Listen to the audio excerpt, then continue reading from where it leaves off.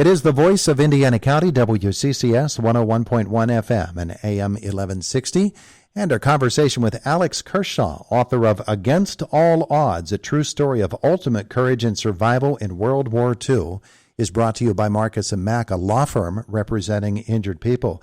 We've been here in Europe before with Alex, the book The First Wave, the D-Day Warriors who led the way to victory in World War II. And here we are back again. And Alex, good morning. You've done it again, by golly. Oh, thank you. It's great to be with you. Just love the book. Absolutely. You know, there's a term, the page turner. This is a page turner from the very first page. It's an amazing journey with an amazing group of just tremendous fighters for the American cause in World War II. Introduce us to this group of people and what makes them so very unique. Well, you know, Audie Murphy, I think some people have heard of. He's one of my characters. I also write about a guy called Morris Britt, who was an incredible football player. He actually played for the Detroit Lions and became the first guy in World War II to win every medal that you could win. Had his arm blown off at Anzio, was just an incredible warrior, very, very, very tough, just incredibly selfless. And then I read about this guy called Keith Ware, who was the first draftee in American history to end up becoming a general officer. He was, he was Audie Murphy's company commander right at the beginning of the war. And then a guy from Connecticut called Michael Daly, who was dropped out of West Point to become a private, and his first day of combat was on D-Day. They all belonged to the 3rd Division, which received more medals of honor than any other division in World War II. Almost a tenth of the medals given in the European theater, the 3rd Division received. So they all had the blue and the white stripes on their shoulder. They belonged to the same unit, and just were symbolic, were characters that I could pick that had really interesting lives after the war and were incredibly courageous, not just on one day when they received the medal, when they performed actions to receive the medal, but were courageous day after day after day, and went through, in Audie Murphy's case and Keith Whalen, went through more than 200 days of incredibly intense combat. Well, exactly. That is the thing. There are no breaks here for these gentlemen. They are in the middle of it right from the very, very start. And I think what I picked up on was the admiration within their unit that was held by so many, all the way up to the top. General Truscott, Lucian Truscott, was an amazingly adept general who really, really cared and had great concern for his troops. And he's a big part of this story, too, is he not? Yeah, he's a fantastic character, really, wore a silk cravat and had his own leather jacket. It was a kind of, a heavy smoking, heavy drinking guy. It was sort of kind of had a kind of Patton-esque character to him, but led the 3rd Division with incredible skill and courage and determination all the way from, Sicily right through to the end of 1944. Some people say that he made all the difference in the Battle of Anzio, and he personally congratulated Morris Britt. He sent him a letter and said, hell of a good job, well done. After Britt had been wounded and lost his arm in Anzio, and it was a wonderful character to write about. Very, very interesting, very courageous himself. Tough guy, but most people would say that he was one of the finest generals of World War II. The Maurice Britt story is particularly heart-touching because this is a guy that has a great humility about him, who lived in pain for the rest of his life and never seems to have complained about it, never worried about who was getting the glory, he's just a tremendous individual. The individual acts of heroism in this war and within this unit are astounding to us. And he's where it all starts out in your story, in your narrative. Maurice Britt was just a tremendous guy, and as everybody else seems to have been in that unit, just wonderfully thought of by everybody around him. He really did lead by example. Oh yeah, absolutely. He was and not a one-off either. There were lots of guys like that in the 3rd Division and other divisions. But Yeah, he had a very tough upbringing. I think all the guys, except for Michael Daly, all of them had very, very hard childhoods. Britt had lost his father when he was young. He had to work to put food on the table.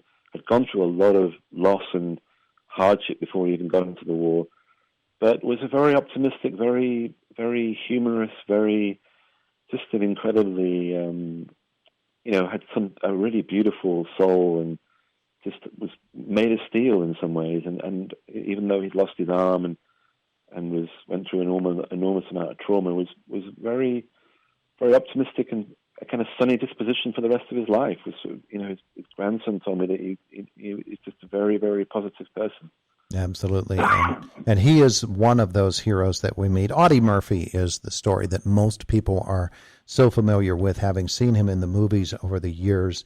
He was really a tortured soul even before he got there.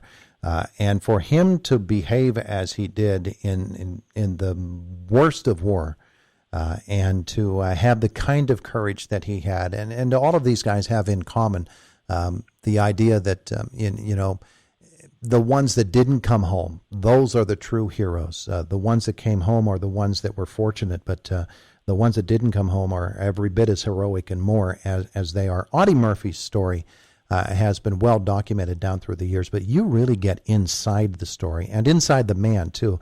And I know that's not an easy thing to do, is it? Yeah, I mean, it wasn't. I was fascinated by Audie Murphy because I saw a lot of. First of all, it was sort of, there's so much that was miraculous about what he did in World War II. And I went to where he performed the acts where he gained the Medal of Honor in Holtzfir. And I also went to the beach in Sicily where he first saw action. And also in Saint-Tropez, I stood on the beach there where he came ashore. So, there are certain things called miracles, I believe. And the fact that Audie Murphy survived World War II, given what he did day after day, was just absolutely incredible. Something divine was happening there. But I also found him to be very interesting because he was very disturbed by what he went through. I think it basically drained the pool of adrenaline within him. He never really got excited about much again after the war. But he did his best to give back and had a very successful career. He was very highly functional given how damaged he was. And that fascinated me, that he could do so much, support the military, support good causes, turn up for parades, really, really give back to the U.S. military, but yet be so profoundly affected by it and disturbed by it. If there's ever an example of someone that carries around a very, very deep wound but manages to carry on, it's Audie Murphy. And I admired that enormously about him because having researched what he went through, I just couldn't imagine even a day of living a day of what he went through, let alone spending the rest of your life having to carry that around with you. He was an incredibly courageous, but also just had so much spiritual strength. It was amazing. And it's a tremendous story of him losing his best friend in war, and how that impacted him for the rest of his life. It was just what he went through. You're right; is just incredible. A couple of others that we meet and admire so much, Lieutenant Michael Daly. And these are guys who come from two entirely different angles at us. Lieutenant Michael Daly, who is really an interesting story. And Keith Ware, who actually died in Vietnam in a crash, is another of these heroes of this amazing unit in World War II, and you tell us their stories as well. Just to watch the way that these guys function, and again, it just comes back to me over and over again, what their fellow soldiers and their fellow fighters felt about these guys, the admiration they had for them. They all had in common the fact that they were there to get a job done, and they were going to do whatever it took to get it done. Yep, absolutely. You put your finger right on it. so many times when you look at guys that received the Medal of Honor, what they were doing was doing a job that absolutely needed to be done. Otherwise, a lot of people would die. So someone had to step up and take out the tank. Someone had to do what was necessary. Otherwise, a lot of people would be killed or wounded. So all the guys that I write about, the four guys, it was literally about either I do it or a lot of other people are going to die. And if I do it, perhaps I can do it better. At the very least, someone needs to do this right now. Otherwise, things are going to end up being extremely, extremely serious, and we're not going to get the job done. And you've got to remember that these guys were often on the attack day after day after day. It's a long way from North Africa to Berlin. Americans had to get up almost every day in World War II and attack. And there are very few people that you'll find, even under very intense combat, that are prepared to get out and go ahead and get the job done and lead the way. And you need people like that to win a battle. You need people like that to win a war. And there are very, very few of them. And that's why the Medal of Honor is such a big deal, because it recognizes that going beyond the call of duty, doing far more than other people would expect. We need people like that in every battle, in every combat situation, because those are the people that inspire, lead the way, and get the job done. Just a moment left this morning with Alex Kershaw. Against All Odds, a true story of ultimate courage and survival in World War II. I wanted to ask you about the opposition that these men were facing, because Kesselring, to me, is the ultimate opponent, the ultimate enemy. He was so good at what he did and made things so difficult for them. For them to do what they did with him as the opposition makes it even more astounding. Yeah, and you've got to remember that there were so many occasions in World War II where the odds were even. It was, we didn't have the artillery support, we didn't have the air cover. It was literally man-to-man, hand-to-hand. And there are several occasions in the book I write about where it literally did come down to, you've got to kill the guy in front of you or he's going to kill you.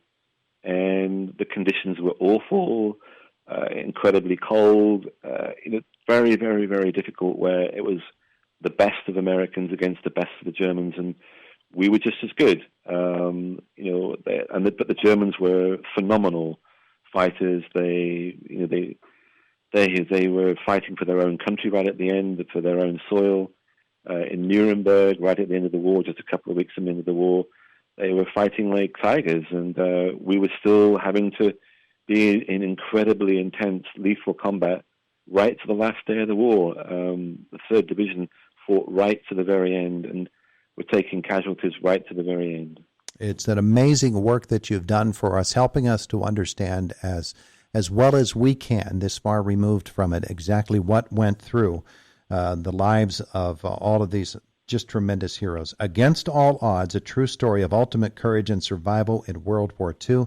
Alex Kershaw has been our guest once again. And Alex, it's been great catching up with you. Congratulations on this work. Thank you so much. It's been an honor. Have a great day today. Thanks a lot. You too. It is the voice of Indiana County, WCCS, 101.1 FM and AM 1160.